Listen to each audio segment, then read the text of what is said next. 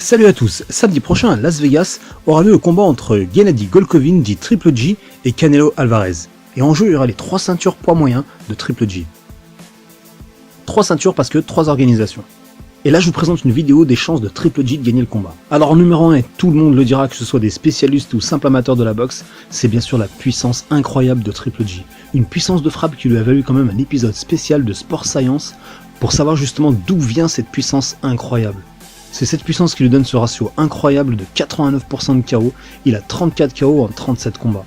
On connaît tous des gros punchers de la boxe anglaise, Sonny Liston, George Foreman, Mike Tyson et bien d'autres, mais là c'est vraiment différent. Quand on regarde son physique, on voit quelqu'un qui ressemble plus à un premier de la classe, il fait un peu maigrichon, mais il développe une puissance absolument incroyable.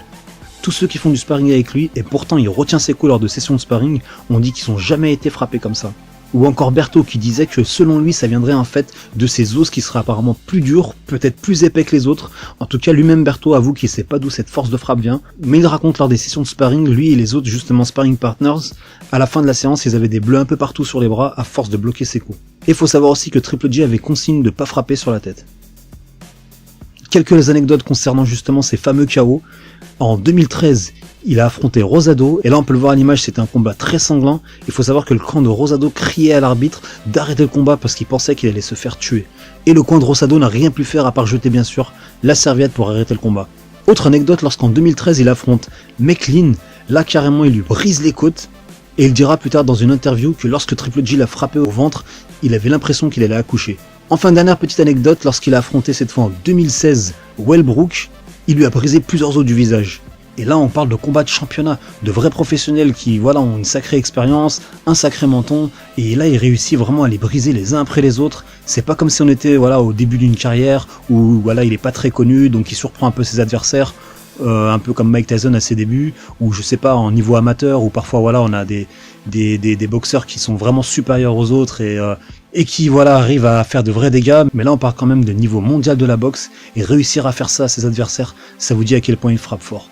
Tout le monde de la boxe, tous les spécialistes disent vraiment qu'il a quelque chose de spécial, et franchement ça va être un gros danger pour Canelo. Canelo a jamais rencontré un adversaire comme celui-là en termes de puissance, et ça va être un gros danger pour lui. Le deuxième point qui est très important pour ce combat, c'est l'expérience de Triple G. Certains diront qu'il a seulement 37 combats professionnels, soit environ une quinzaine de moins que Canelo, qui lui est passé pro à 15 ans, mais par contre en termes de combat pour le titre, il a beaucoup plus d'expérience que Canelo. Il a d'ailleurs 18 défenses de titre, et il a 2 victoires du record absolu en catégorie moyen. Mais il n'y a pas que les combats professionnels, puisqu'il faut savoir qu'il a plus de 350 combats en amateur, et là par contre ça joue énormément dans l'expérience. Et là bien sûr ça lui donne une expérience absolument immense, qu'on peut pas toujours mesurer puisque ces 350 combats et plus n'ont pas tous été filmés. Et tous ces combats au final vont peser énormément dans la balance le soir du combat. Le troisième point bien sûr qui est lié aussi à l'expérience, c'est la confiance. Triple G en professionnel il est invaincu, il a 18 défenses de titre consécutives, et c'est quelqu'un qui a affronté les plus dangereux de sa catégorie, il a 3 ceintures de 3 organisations différentes, et vraiment une confiance de fer. Et d'ailleurs la confiance il la montre à chaque combat, puisqu'à chaque fois c'est lui qui attaque, c'est lui qui contrôle le ring, et c'est lui au final qui délivre le KO. Le quatrième point qui va aussi avec la confiance, c'est peut-être un avantage mental. Pourquoi ? Parce que la plupart des gens ne le savent pas, mais Triple G et Canelo ont fait 2 sessions de sparring lors de ces dernières années. Et même si bien sûr les sessions de sparring ne sont pas des vrais combats, à part quelques cas où il y a un peu d'animosité ou des règlements de compte, mais il faut savoir qu'une session de sparring, en général, ça sert à préparer un combattant, donc celui qui sert de sparring partner va en général suivre certaines règles, on va lui donner des consignes pour que justement il fasse travailler certains points au combattant.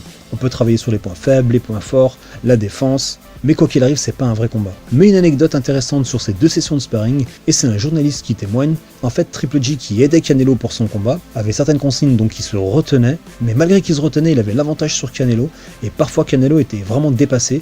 D'après le journaliste, il tenait la distance, il a un sacré menton quand même, c'est aussi quelqu'un qui a un gros cœur Canelo, mais quand même Triple G qui retenait ses coups, avait l'avantage à pratiquement tous les rounds, et ça c'est vraiment quelque chose qui peut-être pourrait jouer dans le mental de Canelo le soir du combat. Enfin et dernier point qui a son importance, c'est le menton de Triple G. Vous pouvez voir sur les images, c'est vraiment du jamais vu. Autant il frappe fort, mais autant les adversaires qui le frappent, on a l'impression qu'il frappe sur un sac ou sur un mur et que ça a pratiquement pas d'effet sur lui. Ses adversaires à Triple G sont beaucoup plus lourds, certains plus puissants que Canelo, et pourtant il n'y a personne dans sa carrière professionnelle qui a réussi à lui faire un knockdown, et bien sûr jamais il a été mis KO. Et dans sa carrière amateur non plus, il n'a jamais été mis KO. Et une petite anecdote intéressante de son entraîneur, après est-ce que c'est la vérité, il n'a jamais été knockdown lors de sessions de sparring. Donc c'est quelqu'un qui ne sait pas ce que c'est que d'être mis knockdown et encore moins d'être mis KO. Est-ce qu'il y a du bluff là-dedans? Ça on ne le saura jamais, mais en tout cas on le voit en professionnel et pendant des combats de championnat. Ses adversaires ont beau frapper de toute leur force, on dirait que ça fait aucun effet à Triple G. Et Canelo lui-même d'ailleurs le dit, c'est le combat le plus difficile de sa carrière. C'est vraiment l'adversaire le plus fort qu'il ait jamais affronté. Canelo prend des risques énormes en l'affrontant. Ça montre aussi du courage de sa part. En tout cas voilà, c'est un combat qui a mis 3 ans à se faire. Beaucoup de critiques de Canelo disent qu'il a mis du temps à accepter le combat. Certains mentionnent même la peur, mais j'y crois pas du tout. Le promoteur lui-même et Canelo aussi, c'est intéressant, disent qu'en fait il n'était pas prêt vraiment en poids moyen, qu'il fallait du temps pour construire voilà, son corps et le préparer à cette catégorie, donc qui n'est pas du tout celle de Canelo. Il va monter en poids, donc voilà, il faut que son corps s'habitue à cette catégorie, et c'est très difficile dans les sports de combat de prendre du muscle et de rester rapide et aussi d'avoir le même cardio. Donc voilà, c'est pour ça apparemment que ça a pris du temps. D'autres disent que Triple G n'était pas assez bankable, c'est pour ça que ça a mis du temps. Il fallait voilà, aux États-Unis en particulier construire un petit peu voilà, la star Triple G, ce qui a mis un peu de temps apparemment. Et ça bien sûr c'est surtout pour le pay-per-view, hein. C'est ça qui rapporte le plus, il faut bien s'en rappeler. Et voilà, et plus les combattants sont connus, plus ils sont aimés des fans, plus voilà, on est dans le show. Un peu comme McGregor et Floyd Mayweather, 2 stars dans leur sport, hein, bien sûr, 2 personnalités incroyables qui ont battu le record de pay-per-view à 6,5 millions de cartes.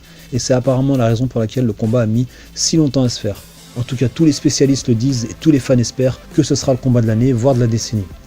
J'espère que vous avez aimé la vidéo, je ferai très bientôt des pronostics. N'hésitez pas à mettre un commentaire, un like et surtout à vous inscrire. Je vous dis à très bientôt, salut à tous!